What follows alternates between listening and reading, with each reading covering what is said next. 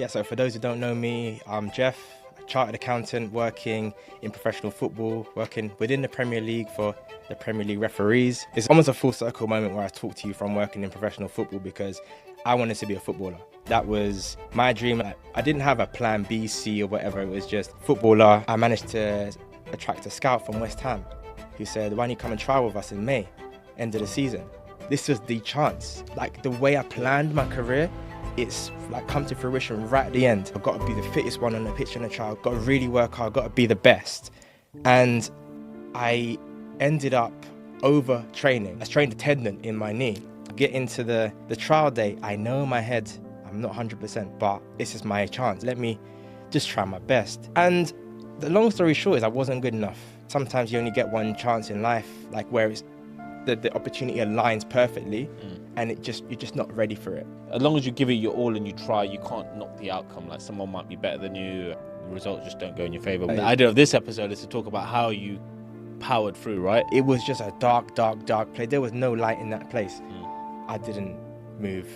I just stayed in that darkness for a while and I didn't even want to turn the lights back on. It's like that moment, that was rock bottom, bro. How many more times do I have to fail? How many more times do I have to hide myself? Just because you fail and don't get over that hurdle doesn't mean that you can't find the resources, you can't find the strategy to get over that next hurdle, to be where you want to be. If someone's listening right now, they feel like they failed in every area, what's one thing you tell them to do today? It's only a failure if you stop. It's only a failure if you don't continue. Welcome everyone to another episode of the Unfiltered podcast, where we take the eye out of unfiltered and put the emphasis directly on you. This is the one platform where we get to take down our filters and have raw, authentic and vulnerable conversations in regards to the challenges that we're all facing today. Now, if you're a fan of the unfiltered nature of this podcast and you want more of these conversations that I have on the show to be normalized, why don't you help me help you? To get more guests on and to have those difficult conversations in regards to the challenges we're all facing, I have to know what it is that you specifically want us to speak about. So if it isn't too much to ask, why don't you hit that subscribe button right now? And at the end of the episode, if it's been a hit for you, why don't you leave a thumbs up and leave a cheeky review in regards to what specifically resonates with you. Now, with that all being said and done, let's get straight back into the episode. Jeff, how's it going? All good, man. All good. Thanks for coming through. And getting Unfiltered today, we're going to talk about our conversation we had behind the scenes around your story to doing what you're doing right now. And we had a similar journey in regards to even similarly when we went uni kind of thing into like now how things have unfolded. But just for like, a little backstory, why don't you tell the audience in regards to like who you are, what you're doing right now, and we'll get into the story a little bit more. Yeah, no, thanks. Firstly, thank you for having me, bro. It's all good. So for those who don't know me, I'm Jeff, a chartered accountant working in professional football, working within the Premier League for the Premier League referees. That is like sort of on the pitch, I call it. Yeah. Off the pitch, I'm a founder of FC Accounting, which is an accounting firm which looks to help footballers, coaches, referees, and those who are working on the pitch in football with their finances and money management, all of that. So that's sort of that stuff. But also what's probably closest to my heart is I'm a keynote speaker, speaking at colleges, schools, just about my journey. We're going to go into the journey today. But it's, something that's really close to my heart because that's like where I can give back. Yeah. Give back to just helping the next generation. Or it doesn't have to be the next generation, to be fair. Just anybody that is struggling or in a difficult place to help them get out of that. So yeah, that's pretty much what I do. Just on the back end of that, can you give your opinions on the PGML? Well, because I know some of the lads will listen to this and be like, bro, those VAR decisions, they're not working in our favour. Man, is that a story for a separate day? The story for a separate day, so we can part two that. We'll part two that one. Let's get into you said your keynote speaking. Let's talk about your story because accounting wasn't your go-to to begin with, right? Nah, man. So yeah, it's a bit almost a full circle moment where I talk to you from working in professional football because I wanted to be a footballer. That was my dream. I mean, there's a lot of kids' dreams, right? But it was my dream. It was my only dream. Like I didn't have a plan B, C, or whatever. It was just footballer, and I had it in my mind, that I was gonna do it, gonna make it. It was the only thing I was really confident in. So yeah, growing up, it was my dad. He played football back in the day. Well, not for semi-pro level, right? But I was just watching every game. I'm a United fan, so it was a good time. Yeah, it was a good time then. Good time. So you just sit in front of the screen and you're just like, okay, you're seeing your team win. You're getting more into it. You see the players that you want to be like. Like Beckham was my guy. Like I loved him. Really? He was the guy. He was the first shirt that I got was a David Beckham one. I swear. My dad got me the treble winning shirt, which So- had no name on the back. But I think the first one I got, which had a name on the back, was Beckham. Okay. Beckham 7. So Because he left a couple seasons after. yeah, exactly. So, but that was just like Bex. He got me into wanting to be the footballer. That's mad. And- My first one was Dwight York. Is it? York 19. Yeah, no. I wish With I had the little zip thing Yes, with the shop. Yeah, Unreal. that's it, man. You can rock that today. Like, but yeah, that was pretty much it. And then so I played centre back. Then I got into the likes of like looking at Rio Ferdinand, how he played, and that was almost like, okay, I've got the blueprint of how I want to play on the pitch. So it was so calculated. Like I knew how I was gonna get there, but just waiting for the opportunity. Age 17, I finally did get that. Like in fact, I'll go back one bit beforehand because I was at a team in the sort of the kind of top league in Essex, and we weren't doing so well in the league. And a lot of people on the other teams were saying like, oh, bro, why are you still with this team? Like, you got to leave this team, man. You're too good for them. I don't say that to brag. I say that because that's what they've said. And even that's just enhancing, fueling the energy there. And this at the time I was 15, and yeah, joined the champions who won our league the season before and was player of the year for them. And in fact, that I think towards about March time, I managed to attract a scout from West Ham who said, why don't you come and try with us in May, end of the season? So I was like, okay, buzzing, amazing. This was the chance. Like the way I planned my career, it's gonna come to fruition right at the end. Is it somewhat controversial going to a West Ham trial knowing you're a United fan? You know what? At the time, you didn't care. At the time, it's just like get in the door. At the time, even when that person said that, I was like dreaming every night. Yeah. Wearing a West Ham shirt, scoring goals, scoring at Old Trafford, like all of these things was in my head. Just celebrating at Old Trafford, but just scoring. I was gonna do the most. I was gonna do the most to get the fans to hate me, but then want me. Like honestly, this was all in my head. It was clear as day. So there was no outcome that existed that I didn't make it. Yeah. Anyway, so yeah, but this fueled also like a new work rate. Like, okay, I've got to be the fittest one on the pitch in the trial. I've got to really work hard. I've got to be the best. And I ended up over training because I pulled a strained tendon in my knee. Bearing in mind, it's March to May, 2 months, and I kept coming back too early. Like I rested it for about 2 to 3 weeks because I didn't want to lose fitness, and I came back. Nah, it's not right. And then it got to mid-April, and I'm like, okay, I've gone back and forth. It's not right, but I've got to do it. And I need the fitness because if I arrive on the day of the trial and I have no fitness, I'm not going to make it. So I wore a knee strapping in, and I just was playing throughout the end of the season with my team, and we came fourth, I think, in the league that season. We were first when I got this injury, dropped out to fourth, but that's fine because the bigger picture was the trial. So then get into the trial day. I know in my head I'm not 100%, but this is my chance. This is the only chance I've had so far. So let me just try my best. And the long story short is I wasn't good enough. There's been years afterwards where I'm like, okay, if I had done this, I just wasn't good enough. I didn't reach the level. And I'm happy to say that I wasn't good enough on the day. So, and that's sometimes you only get one chance in life, like where it's the opportunity aligns perfectly and you're just not ready for it. So it didn't work out. And I remember coming back home when I I didn't get the news straight away, but just the lack of news in the next couple of days was like, okay, I don't think I made it then. And I was just crying in my room. My mum came and consoled me. And then it was just like, okay, now what does life look like? I mean, I could have continued on, tried, because I was 17 there, so I had one more year of sixth form to kind of, to look around and try it again. But my grades also were not in the best place in the year I've just had. So it was two roads I could have gone down. So which is like improve the grades to get to uni, or let's go again for football and let's try again because, you know, I've got a taste of it now. Yeah. I went down the route of the improving my grades. That was my parents' advice at the time, and an advice that I feel like I didn't challenge at the time. So I kept it. I just, you know, almost did it. That was probably the start of like, okay, now let me make other people happy because they know best. Yeah. So that's when I started to, I did get the grades up, and I managed to get the grades I needed to get into University of Birmingham, and studied accounting and finance there. So I did get those grades.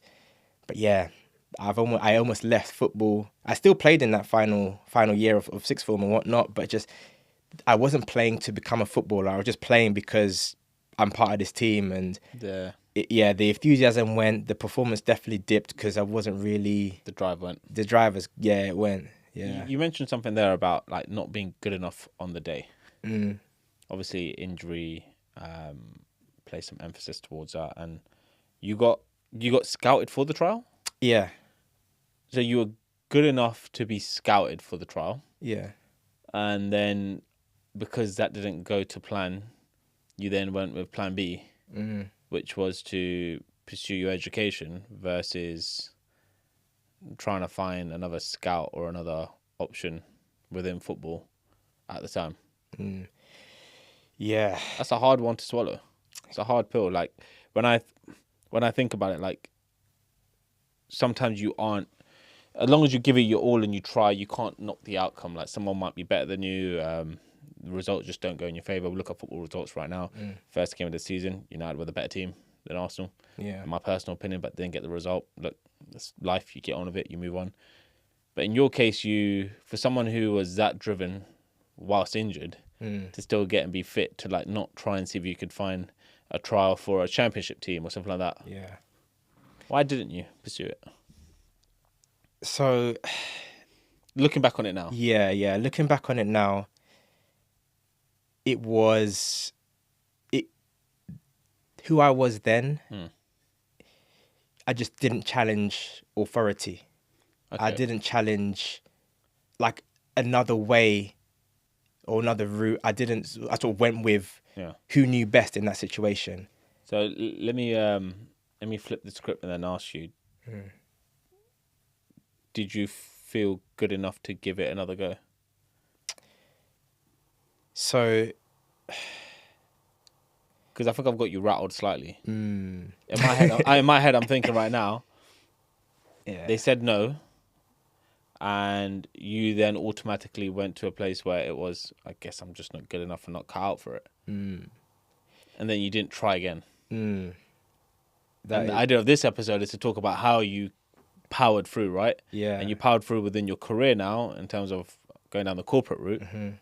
But do you have any regrets in not trying again? I'd honestly, yes is the answer to that. And it was something that I had almost like a resentment for in the years to follow. It was, because I knew my game. I genuinely, on that pitch, knew my game. So take away the trial there, but the season I had there, and even previous seasons and when I was a much worse team, I knew the game I played. I knew sort of, okay, there's times where people got the better of me the first game, like say the away game.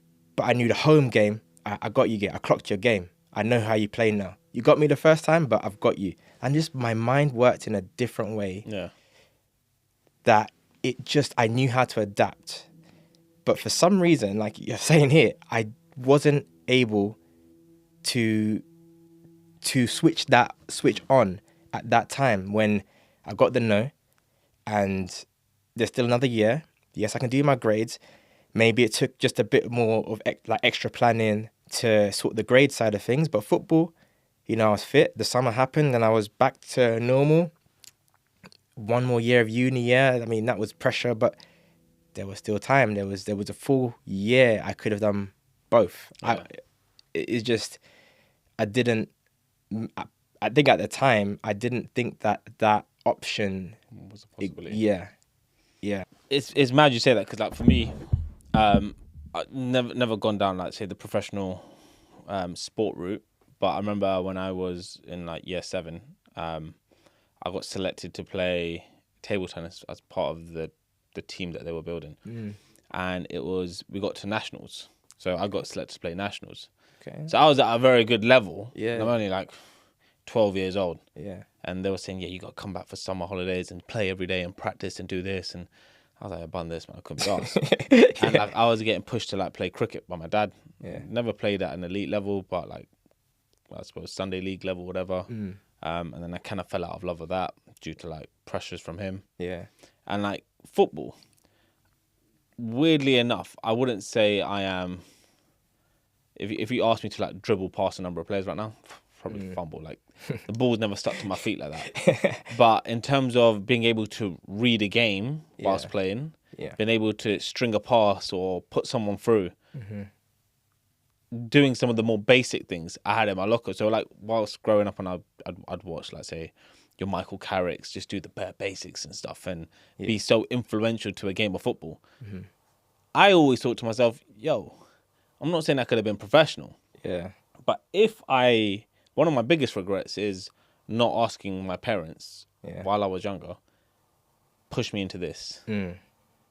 I don't know what I've got going on here, but I can see things. And I'm not saying I'm anywhere near professional. The level's completely different. Even when I play golf right now, I get told that, you got potential. But from where I am right now, to even become like a scratch handicapper, it's different gravy. Oh, yeah. And then to go from there to possibly being a professional, the levels are levels. Yeah. But sometimes you have that little inner belief within yourself that there could have been a possibility. And it's interesting you say that, because we're going to talk about failure today. But it's like you failed and you stuck with that failure. Yeah.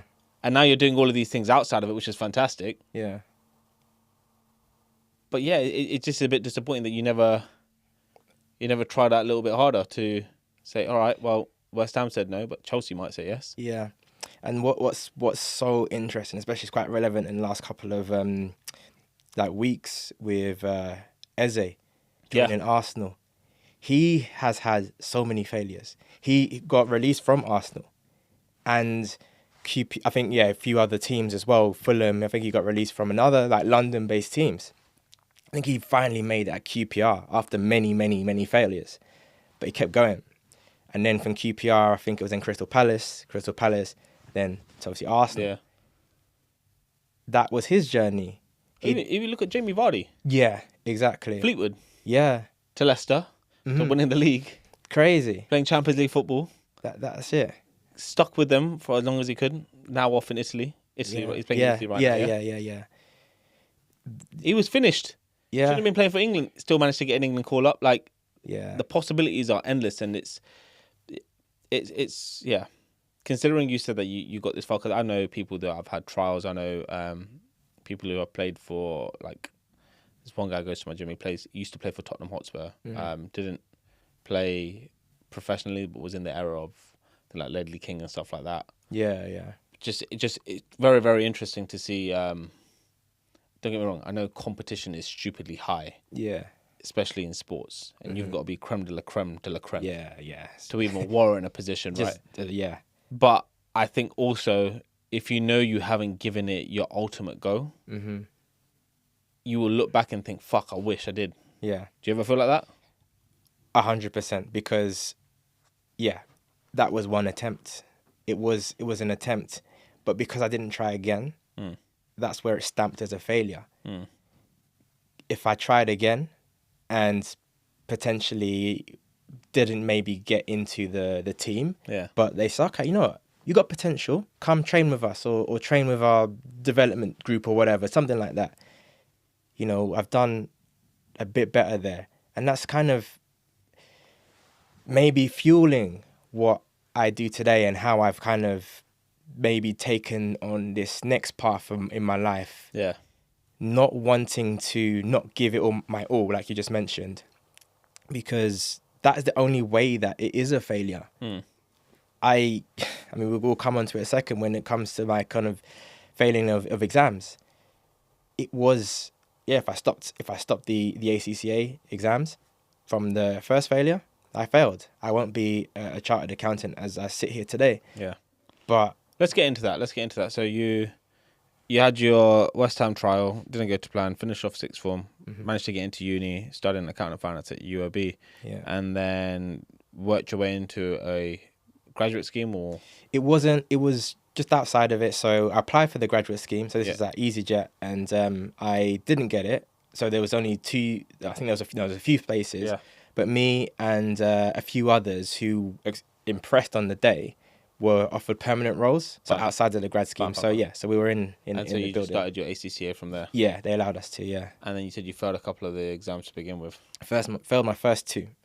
I feel like going into it, like, and signing the contract, and like them mentioning, oh yeah, you can do accounting studies and become qualified, and I'm like, I just did my 3 years at uni. Yeah. Like, I didn't see the significance of it, but I was like, okay, I did uni. All right, cool. Let's just do this. And signed, obviously, went ahead of it. But the journey, I didn't really understand what a chartered accountant was, or I didn't see what the difference was to somebody who, what I'm doing right now, say in the role, versus what a chartered accountant does. So the first two papers that I went to I took, it was pretty much uni level. Like, I approached it as uni level, and I mean that in the sense that, you know, I'm like, okay, I'll revise here and there, and maybe towards the end I'm gonna cram it in, and I'll be okay.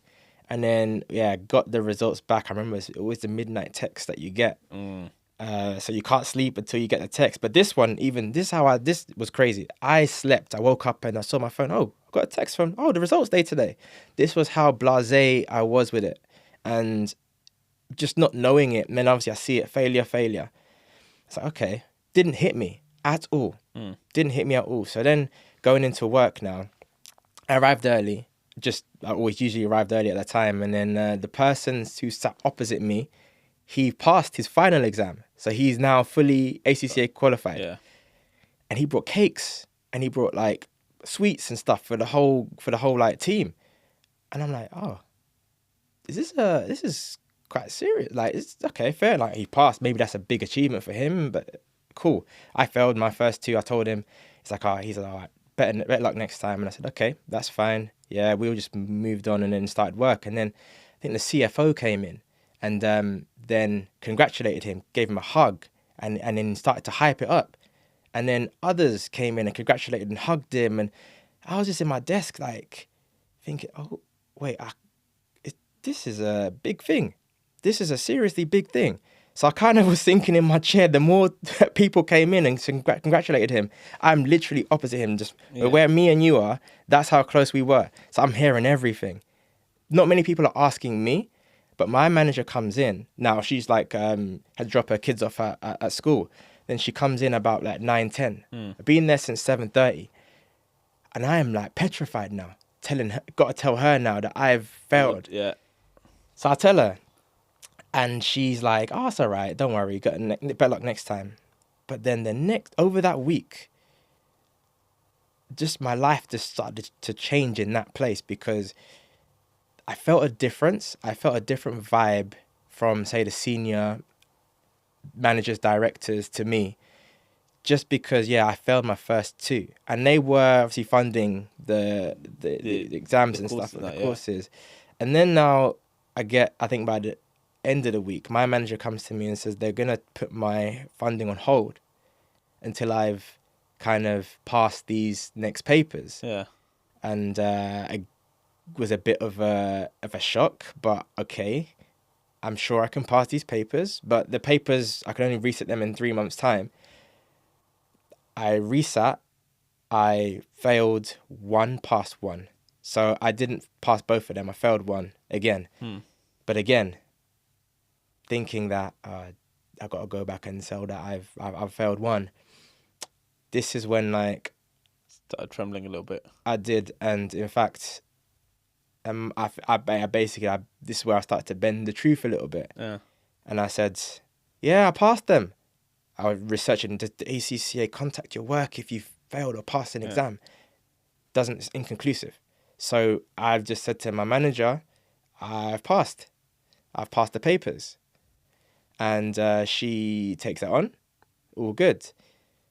But they still don't fund, they don't like get my funding back because they still don't trust me. They don't trust me. To do the role. To do basically with my passing. Yeah. Because everyone else had passed first time. I'm unreliable. So now I'm thinking, okay, now I have to pay for the rest of my ACCA journey. Do I have to pay it? And bearing in mind I'm on like a starting salary, probably on 21k at this time. And I'm driving from London to Luton as well. So it's like It's a journey. It's a journey. I am I have nothing, basically. But I've still got, obviously, on top of this, pay now for my ACCA studies. And I'm just thinking to myself, like, okay, but one thing is, like, by not being truthful at that time, that's why the first time I wore, like, the mask of everything's fine on the surface, like, hiding but inside? the truth, And inside? that, inside I was starting to struggle. Yeah. I hadn't really been there yet because I just thought to myself, okay, now I'm going to do another paper on the surface. So everyone thinks, okay, I'm continuing on the journey, doing another paper, but behind, I'm going to do a reset. And I'm going to pass that reset and I'm going to pass this paper and I'll be back to normal. Happy days. Yeah. Do you know what's nuts, yeah? Like, the fact that, like, I suppose at EasyJet it was different at my place. And I've spoken about it. Like, when I failed my first out of 2 exams, we all went out, right? And I think did we get our results at midnight on the first set? I think so. Or you find out, you did get your results. I don't know how that would happen. Normally, I think we found out the next day after in the morning. Yeah. And I failed 1 out of the 2, and I was thinking, oh, shit. And I actually studied for them. Yeah. And it's the first failure I had. Like, you've done an exam, and they said, you ain't passed. Yeah. Uni, passed everything. School, passed everything. Yeah. Albeit I had higher expectations at school. Still, if I got like a B or whatever, like pass the pass. You haven't let anyone down. Sure. Yeah. And the first time that hit me, I was thinking, fuck. And I'm thinking, I've got to go into work and I know someone's going to speak to me and say to me, all right, cool, this is the reset date. And I have to pay for my resets. Yeah. But you failed twice, you're out. Yeah. Bro, I was thinking, what the fuck? And then I passed it and fine, I could go back to college with my friends again. And the next 2, I failed. And I remember the tutor at the time said, no one fails these exams. Don't worry, you're going to be fine. Yeah. And I'm thinking, I get it. Cool, I'm smashing it. Yeah, fine. Exam time, multiple choice. Don't know, failed both. Thinking, what the flying fuck? Yeah. I'm like this in the office right now. You talked about your mask, right? Yeah. I'm trying to hold it together. And everyone's like, you're going to do it, man. Trust me, you're going to do it. And I'm like, nah, bro. It's not looking good. No. I don't see me doing it anytime soon because like, I'm scared shitless. And I'm feeling like a fraud. Yeah. I don't know how to get through an exam. Bro, I fucking did maths at uni and got a first. How can I not get through this shit? Yeah. This is basic shit, bro. True. People should understand this. They actually said it's basic. No one fails it. And I failed it. Yeah. So I can appreciate how it was starting to feel for you. And you were bending the rules. And so what happened after that? So after that, right, this is almost when things started to really like hit rock bottom and crash because like I said, the plan was pass this one undercover, pass the one that everyone knows you're sitting, and then good, you're back level with everybody, and that's fine. Next paper comes, and I failed both. Yeah, fuck. I failed both, bro. Shit. I failed both, and it's at the point now where it's like, okay, I got to keep up appearances. Next paper or not. And I just said to myself, I'm going to do the one that everyone's doing, and I'm going to do one of the 2 that I still have to pass. And let's see again. But you can just see I was not thinking straight. I was in a space. Fight or flight. And it was one of those ones where then I said to I didn't want to, I contemplated telling people, but I just couldn't. So you hid all of it in? I was so fragile. And it was an insecurity that I had. It was just that fear of judgment.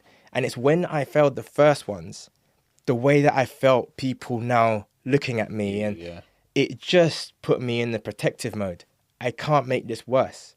So whilst making it like I was on the surface okay. Yeah. Inside it was getting equally or even sort of a lot more, you know, like I don't even know how to describe it. It was just a dark, dark, dark place. There was no light in that place.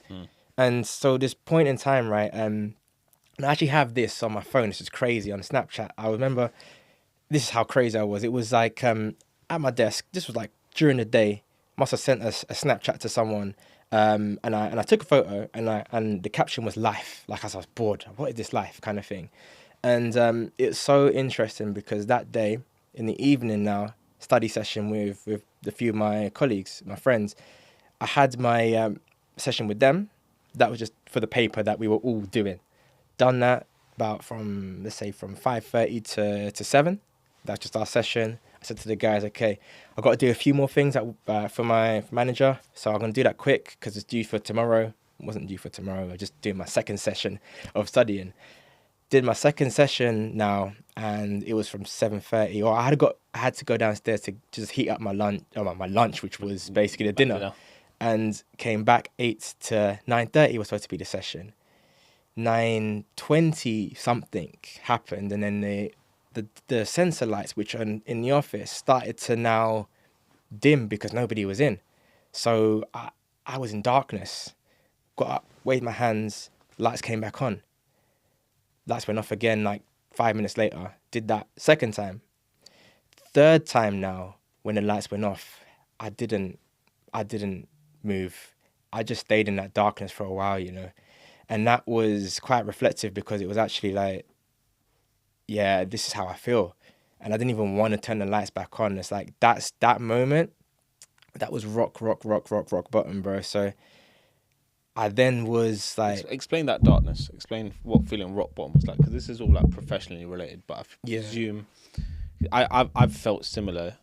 But I presume for you right now, you've got the professional element of, fuck, what am I doing with my career? But then, like you mentioned, like the judgment from everyone else. Yeah. And I suppose family may have been in your head at some point, and whether there are any partners around or whatever kind of thing. Like, it has a knock-on effect in so many areas. Are you a fuck-up? Yeah.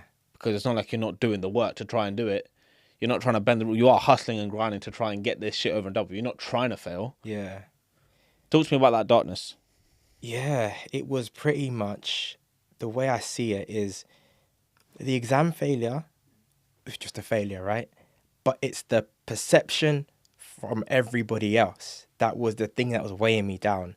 So obviously I had that perception in my head that the senior management in the team, in just the company, had a bad opinion of me just because I was not doing so well in the exams, but then also it took a toll on my work. There was a lot of backlog as well, things that I needed to have done, which I've missed deadlines on and everything like that, right? So they were very much, that was in my mind. My colleagues as well, why are they smashing all their exams and why am I not? What am I doing that they're doing? Like, what is it that's happening here? And then like coming home, not wanting to burden my parents about that just because, you know, every time I would tell them the truth. I would tell them when I failed. They're the only people that I did tell at the time that, okay, didn't pass, didn't whatnot. And I just remember just the text coming in when I failed, going to tell them. It was the worst feeling ever. That was it. I didn't care. Like, I already managed the work side of things. You know, they don't need to know the truth. It's fine. Did you ever cry? That night I did. That night, darkness. In the darkness, I was just like, I was tearing up. I had never thought that I would cry in a place of work, right? Never thought it would get that bad, but that's why the third time I couldn't turn on the lights again. I was just like, it really hit me. It was when like, things were just stood still. I was like one of the youngest ones in that whole company. I'm the last one here. Almost like 10 o'clock and I'm here. I live an hour away still. I couldn't even finish my dinner that day as well. It was still there on the side of my desk. And I was like, I couldn't do this anymore. Like, how many more times do I have to fail? How many more times do I have to hide myself? And even if I even felt like I couldn't even come out to everybody and tell them the truth because it's been so long of me hiding everything. So now I've got to tell them, oh, by the way, that first paper I did, that was the reset. Sorry, that I failed that one and have failed basically one since. Yeah, and I couldn't. It's just like, you know what? I'm sure I could get right, and I've got that delusional kind of thought that, you know what? No, I can just pass this and pass this, and it's almost like insanity. Just like I'm thinking, yeah, feeding yourself lies. Yeah, just thinking like, you know, I just got to try harder, rather than okay, do something different or whatnot. I just have to try harder, run at the wall that's blocking me even faster. Like it's just like I'm not. Is that what you're telling yourself? Yeah. Was that the solution? It was not. Was not. Nah, it was like leading on from that moment when I was in tears, and I just said, okay, no, I'm not going to study anymore. I'm going to go home. But going home, I was in tears on the way back. And I've said like, I was very lucky to get home that day, because the rock bottom I was feeling, crying, tears in my eyes as I was driving on the M25 or M1 M25, like back where I was, and just not saying that I was gonna do anything to kind of just like basically, let's call it what it is, like end my life. But if anything was to happen to me on this journey, I'm not gonna stop. I'm not gonna swerve. I'm not gonna do anything. It's just whatever, because I just can't take this anymore. So a lot of people go through that feeling. Honestly, like this was the first time. I'd never read anything about like mental health. I never read anything or anybody's stories about going through something similar. So I didn't have any reference points at all. This was just a pure new feeling, new emotion that has just been built up over. Do you feel like the failure in football enhanced this feeling of what the fuck am I doing wrong? Yeah, and that's where, with a bit of work since, is where I've linked it to where it started. Yeah. Which was, again, and what we talked about earlier, just having that resentment of not trying again, not going back at it. So failing that almost, let's say. Then doing uni, but like uni, I wasn't at risk of ever failing. It was, you know, I got a 2-1, so it's okay. I mean, I was disappointed. I should have got a first. You did what you had to do to get by. Yeah, I did what I had to do. It wasn't tested to the depths of like that. And then accountant hit you with the reality check, like, yeah. Got back again. So now it's like, is this now my reality? I even passed my driving test first time before uni. So like, I'd never failed anything. Yeah. And now the biggest test of my life, which was the football trial, failed. The second biggest test, I suppose, with the accounting profession, the qualification, failing so many. And now thinking like, is this my identity? Is this who I am? And But you navigated your way through it eventually. And it came from that night. So by God's grace, I got back home. Nothing happened. But I was so low that I felt like I couldn't give any more. So rather than like going to bed because I couldn't sleep, I was like, let me put on something empowering at least to help me. My guy came through. And Mr. E.T. E.T. came through, E.T. And it was a compilation of like motivational videos. But what was really hitting me was Eric Thomas's Guru story. Yeah. And then the Guru story, well, the long story short of it, the end part of it is when the person who really wants to succeed, Guru puts them out into the ocean, to the sea, almost drowns them, and then pulls them out right at the end. And then the Guru says to him, like, kind of, what do you want to do at that time? Like, how you were down in there. And he said to breathe. And then the Guru's obviously, if you want to succeed as bad as you want to breathe, then you'll be successful. And that hit me in a way where right now in my moment, I really deeped it all. What am I feeling right now? Like, what do I want? I just want to be happy. I just want to be happy. I want to find my happiness again. I don't think I've been happy for years. And that just kind of gave me the ability, like a little crack in that dark room of a little bit of light. And the light was like, okay, when was I last happy? And what made me happy at that time? And how can I get back there? And it's just little things. And almost put into perspective, the exam failures were so small in this. It was everything else that was really bothering me. And I had a conversation on that weekend, right, with one of my friends who was actually also going through the same thing. And it was when the kind of that little crack of the light, which I was trying to find out what made me happy. I actually wanted to ask my friend, before he even told me about this, like, because I went to uni with him. Yeah. When we were at uni, like we were enjoying nights out, was so great. Like we were chatting, so like it was a great feeling. Like, how do we get that back? I asked him that question, and he said, and that's when he opened up about him and his work, and I was like, oh wow, so you're going through the same? And he said, no, bro, I've been through it. I failed 2 exams. I got sacked basically, but I found a new job within 2 weeks. I'm like, you found a new job in 2 weeks. You got 2-1 as well, like me. Same uni, same course. So you got 2-1 and you've got a job in 2 weeks after being let go from another job. And I'm here thinking the world is ending. Mad, right? Yeah. Mad when your scenario, despite the fact your friend got let go of, managed to find something else. Yeah. And the journey continues.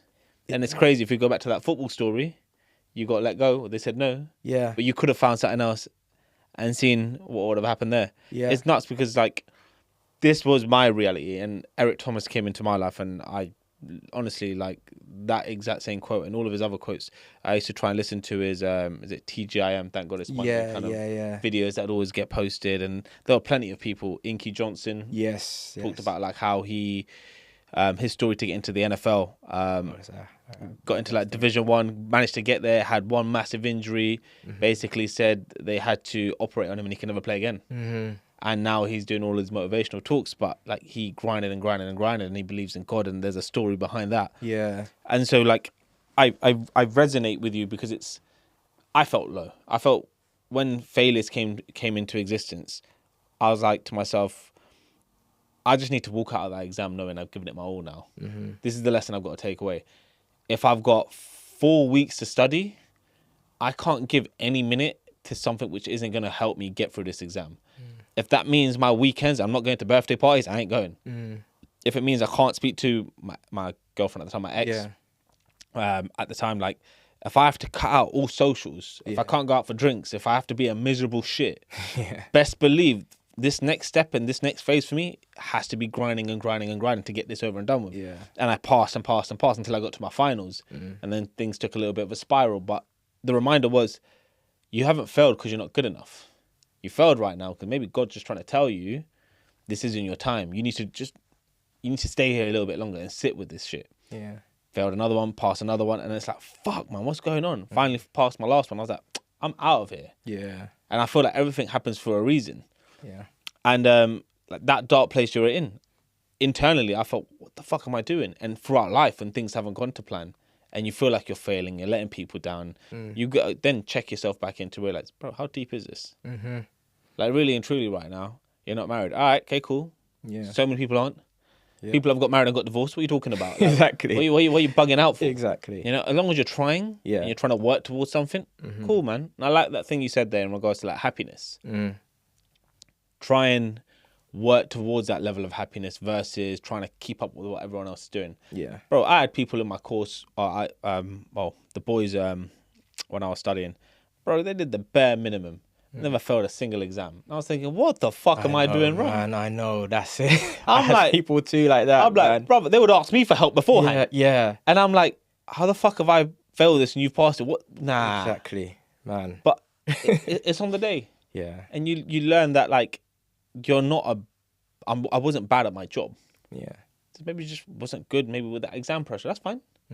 Or maybe I just didn't understand that one thing, or I just completely misread it. But that's life. You might misread situations. That don't make you a bad person. You just have to get up and keep going. And when we look at trying to like wheel it back into football, and I don't like talking about Liverpool because obviously we don't like talking about Liverpool. But when I look at the season where they competed against City, 100-point season, they lost it last game of the season, right?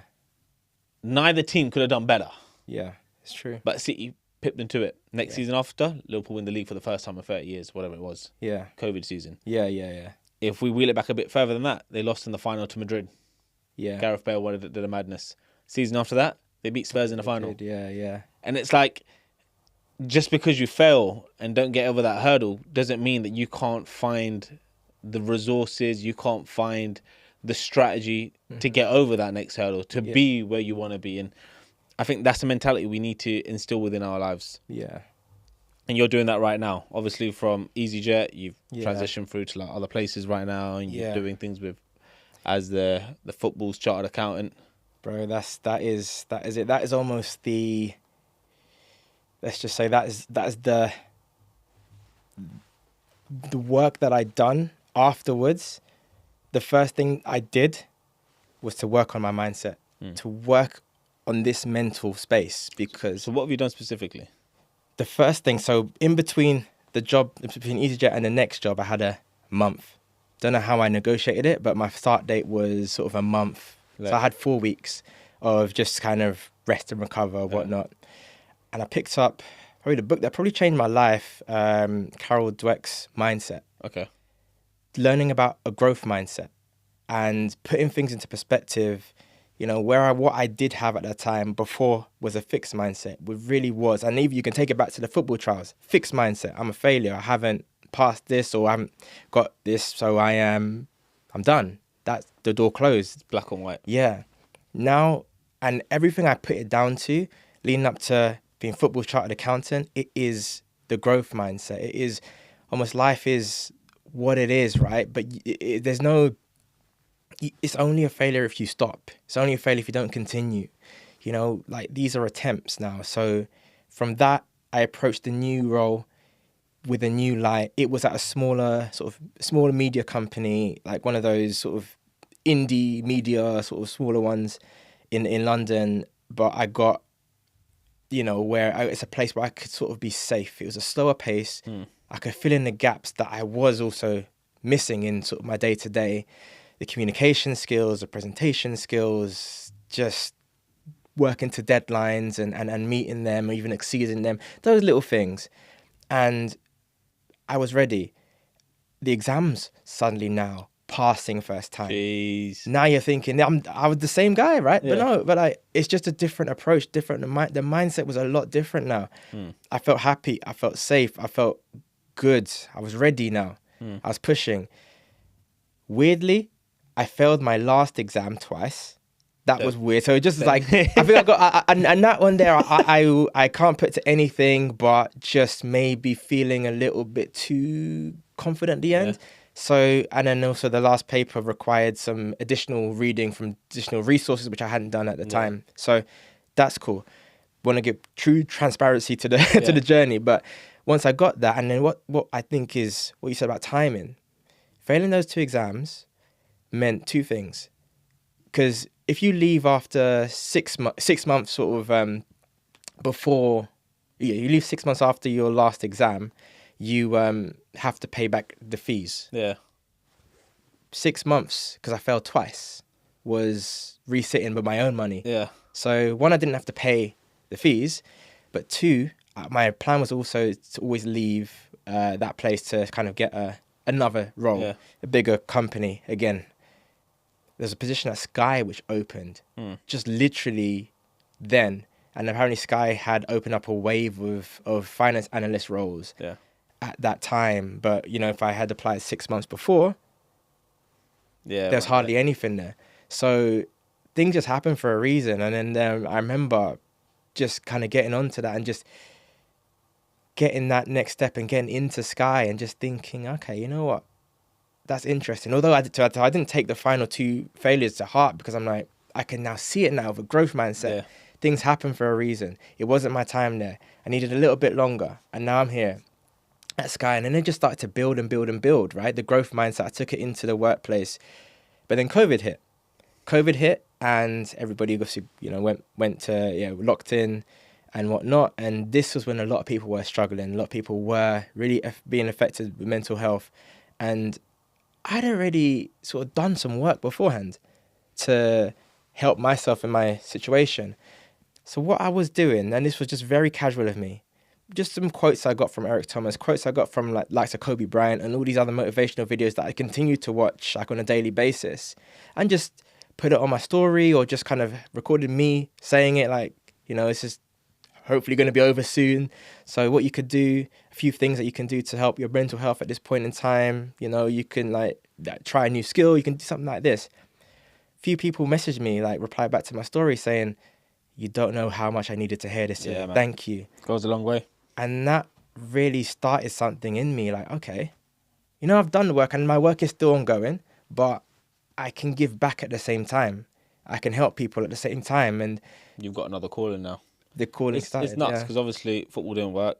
The failings happen, but now posting those videos during COVID and everything you're doing right now maybe wouldn't have happened if West Ham had said yes. yeah, And if West Ham had said yes, and maybe your football career went down a different route, maybe this conversation maybe never would have happened, and everything else that you've been doing may not have happened, and the knowledge you would have had around finances and around football, etc., wouldn't have come into existence. So, crazy, man. I wanted to. There was one question I wrote down here that I really wanted to throw your way, because I feel like we can put a spin on it and look at it from our team, Man United, yeah. or we can look about it generally in life. What do people get wrong about bouncing back? Because I feel everyone says get up, but what's the part that no one talks about? Do you know what, the Man United analogy is funny because what people get wrong about bouncing back is the order you need to do things in. So the first step has to be in the mind first before any actions are taken.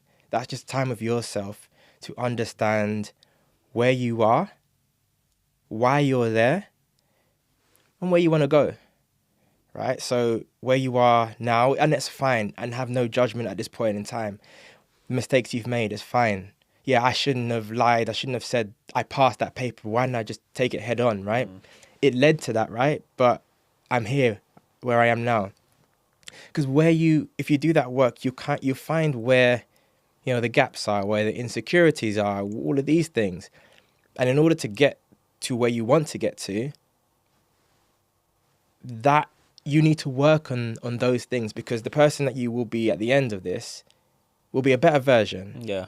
Not to say that those insecurities will be gone completely, but you'll know how to deal with them, and maybe they'll affect you for a much shorter time. Like for me, the fear of judgment, it took over the next year, the year.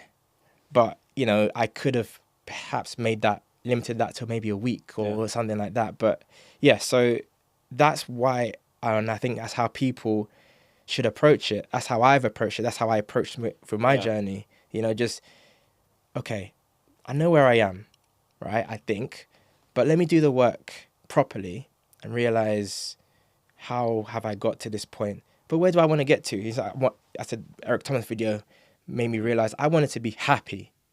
So obviously at this point, at the end point, you're like, what makes me happy and what is my dream kind of situation that I'd love to be in? And there's a gap there. And the gap is filling in those gaps, the insecurities, the doubts, or just even testing yourself a little bit, just to mold yourself into the person and the character that you want to be at this point in time. And this isn't the end, because once you get here, you probably want to enhance even further, but that's the blueprint that I hear you. work. Yeah. So when I think of it like from, because I'm in the dating and relationship coaching aspect, right? Yeah. And I feel like the what people might tell you is jump back on apps, get back on it, like just forget about it, move on, kind of thing. Is fine. But once you have, I want to say failed, but once you've come out of a relationship or you've broken up, etc., as an example, bouncing back, like you just said, the first thing is get clear with your mindset. Yeah. What is it that you want? Because you can take the action right now. You can download Hinge and start swiping right. You can go out and just speak to any Tom, Dick, or Harry at a bar or whatever. Yeah. But if your mindset's not in the right place because you're feeling hurt right now, if you're feeling like you're not good enough right now, you're going to need to work on that first before you go out and step and do all of these other things, right? Yeah. Because you're now going to turn up with an energy which isn't going to serve you. It's probably just going to make it feel a lot worse. Right. What might be the right thing to do is sit with it. Yeah. Let your emotions do what they got to do. Ask yourself, again, what does happiness look like? Or is it that I'd like to be? Do I want to get back into another relationship right now? Is that what I'm looking for? Or do I want to just fuck around for a bit? Is that what I'm looking for? Yeah. Do I want to just say no to any of that stuff and just go on a solo vacation and literally be away from everyone just to just chill? And once you've got those answers in place, can you then take the action? Yeah. Because you now have like a route and where in regards like where you want to go to. But no, I like that. you know what, even what you said there as well, like the person that I wanted to be was confident, right? But confidence is very vague. It's a huge word filled with many little parts. Yeah. And confident in what? Like confident in the way I speak, the confident in the way that I come across, confident in the way I look.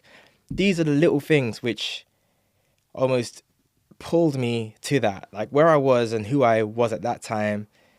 Yeah, it wasn't the best, but confident in how I speak. Took some public speaking courses. I took two actually. One of them actually was with the guy who's on The Apprentice, Frederick of Freefa. That's when I met him for the first time and have just got a lot of work with that. So that side of things. Then when it comes to growth mindset, I actually had I joined a course to become a life coach with Animas. And whilst doing that, I was able to connect with people, and I think part of the training, I saw you've also done the Jay Shetty one. I don't know if it's similar, but part of the training, you would coach each other to sort of get the hours of experience up, right? So even me being able to release everything that I've been through to other people helped me as well to just almost to understand that side of things and almost find the blind spots. And those type of things, there's little moments that you build up to becoming the version of yourself that you want to become. It's not people will say it's all about action. It's all about, you got to do this. If you want to get bigger, you got to go to the gym. You can go to the gym, right? But have you got the consistency? Do you know what you want to even look like? Like you can go to the gym, lift weights, right? But your arms might be too big and your legs might be too small. Like, what is it that you want to look like, and why do you want to look like that? Do you want to have that some good cardio as well with that, or do you just want to be just weights? Like you actually have to ask yourself these questions at the start. And I think those who just give you advice of, if you want to be something, just go and do it. Yeah. You're missing a step before that. Yeah, that mindset. Yeah, you're right. And I feel like I sometimes throw that out to people in regards to like the why. Your book was mindset. Mine was start with why. It got me thinking about like we can always do these things. The what and the how are the things that always get labeled, but why you do things is why some companies are so much more successful than a lot of other companies. And then when it started getting me thinking in regards to like why I'd like to go into motivational speaking or coaching or whatever, it just got more and more enhanced. And kind of like what you said, the happiness part of it, being able to sit on a Zoom call with someone, have them cry in front of me, or have them open up in regards to like their pain and feel safe to be able to speak up in regards to things they'd like to change and finally hear themselves for what they're avoiding and being called out on it and actually going to do something about it. And then all of a sudden you get a call to say, Pri, I just did this. Yeah. Fuck. Oh shit. Yo, you were right. And I said, I was never right. You always knew what to do. Yeah. You just stopped yourself from giving yourself a chance to see what's possible. Yeah. Keep doing it. Keep shining. And like, it's amazing seeing that. But again, that doesn't happen until you're in a place of your mindset where you're looking at it from a very, very different point of view. You're no longer just like blinkers on. You are a bit more open-minded to it. Yeah. Nuts. We'll close with this one. What do you think failure teaches you that success never could?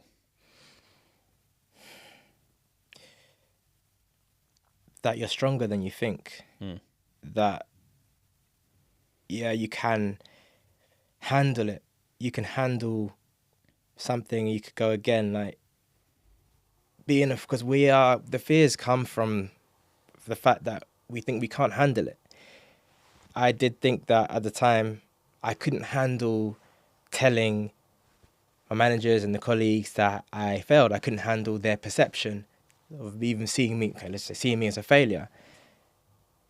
But looking back now, or even if something similar was to happen now where I failed something huge, I'd firm it, I'd own it because I can handle it, because I know that I can bounce back. I know that there's data within why I've failed or got that initial result, but I will turn that around. I can turn that around. Even if it's not just me, I can get help from other people to enhance knowledge and whatnot to get there. So yeah, you can handle it. If it's not through just the work of yourself, you can get help from others, but you'll be able to do better. And if it's you do better, but you don't get the result, then again, you'll do better again. And then again, and just however long it takes you to get there, if the objective is to get there, then just keep that the main thing and just get closer and closer every time.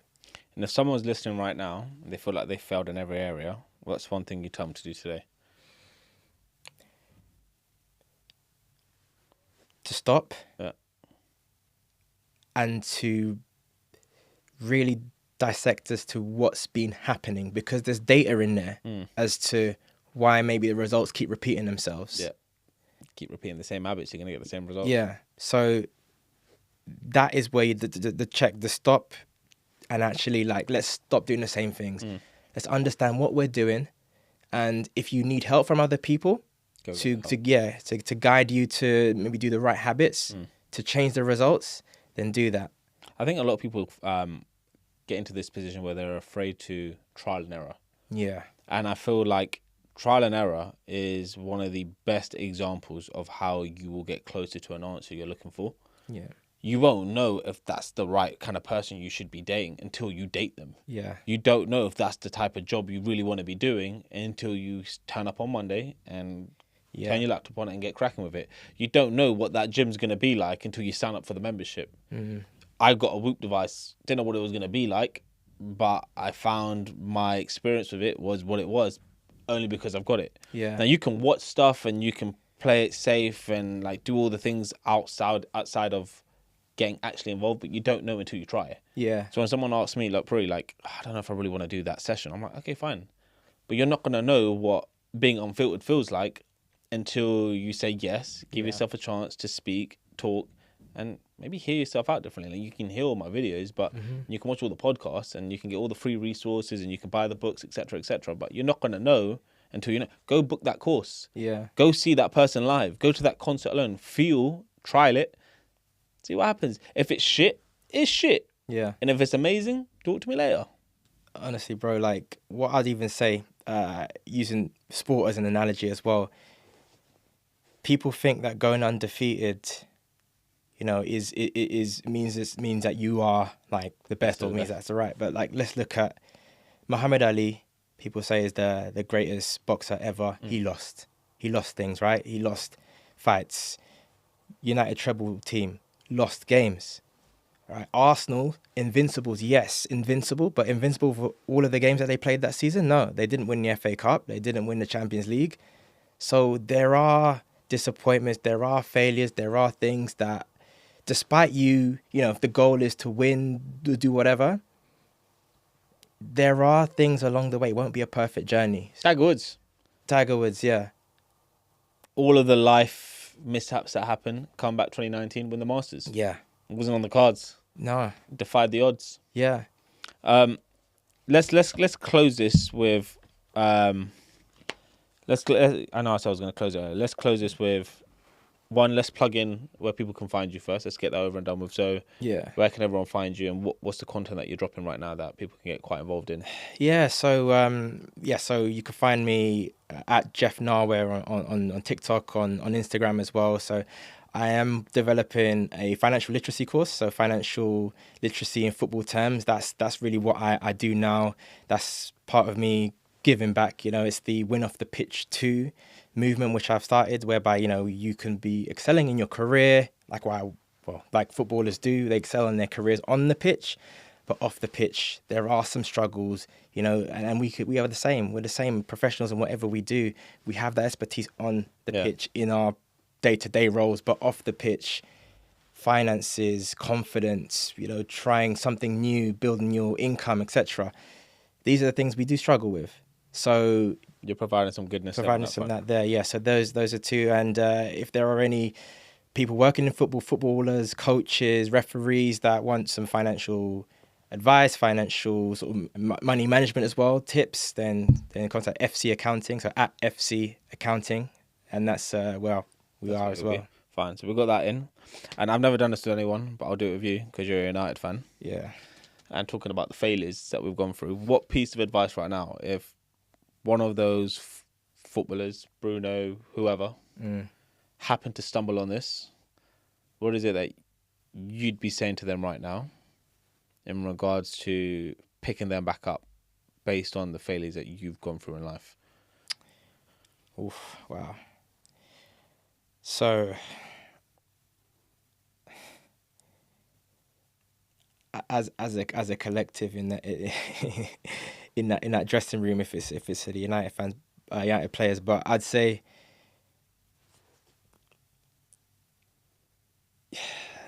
it's a difficult one because I got some emotion in this. But let me take a step back. I'll tell you what I would say to them. Yeah, Yeah. If it was me right now and I had the chance to speak to them, because it's one of my dreams to be able to like speak to Man United players. I've seen Stephen Bartlett go and do a talk. Yeah. And I'd love to just go up to them and just be like, boys, respectfully right now, things have been difficult. Put your hands up right now. Who actually wants to win the league here? And I want to see how many of you put your hands up. Now, if you've all got your hands up, why are you not playing like it? Yeah. Every minute, every second, you need to be giving it your all. You need to be picking each other up. You can't be pointing each other out and blaming everyone. It needs to be a team effort consistently. I want you running to the other side of the pitch if you have to. I don't want you jogging. I don't want to see any of that stuff. I've seen some of you. I watch the games as a fan. Yeah. Right? If you want to play like you want to win the league, fucking start playing like it. Right? Yes, it's been hard. Yes, it's difficult. I can appreciate the pressures are getting to you right now. You can do what the others have done. Cop out. Find somewhere else and go flourish over there. It's fine. If you want to wear this badge, if you want to represent this club, I need you to play like you want to win. Not turn up one week and not the other. And if there's something missing right now, put your hands up and admit what's really going on. If you're lacking confidence, if you feel like something's missing, something personal is going on, let's talk about it collectively as a team. Because if we don't know, how can we help one another out? Yeah. If you're not feeling up for it today because of what's going on with your mum and dad, for instance, if your kids are unwell or something's going on financially and you're struggling, me as your teammate can't understand. I can't give you the ball and expect you to do your job if you're not in the right headspace. Again, go back to mindset. Yeah. So if you want to win right now, start playing with the mindset that you want to win. Start helping each other like you want to win. Yeah. But yeah, I could probably go off tangent. No, bro, that's it. You know what? You're using that. I'm gonna take it as well because as a United fan, the guys, you're not trying. And the reason why you're not I believe you're not trying is because you can do so much better. Man United don't buy terrible players. Let's be honest. We don't buy terrible players. There's something about them. The scouts have seen something. This is a huge club with a huge badge. You don't come to this club and you're not good enough, right? You're a player who has had history of being successful.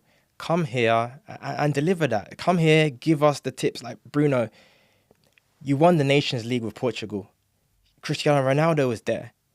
Even the fact that you've allowed Cristiano Ronaldo to come to this club and not win a single trophy, where he's won trophies everywhere he's gone, proves that something is off. So I need you players to stop. I need you players to like look at each other and have that chat with all of you. You performed so well against Arsenal. So why is it that their next game against Fulham, even Grimsby, you don't want that level's not there anymore?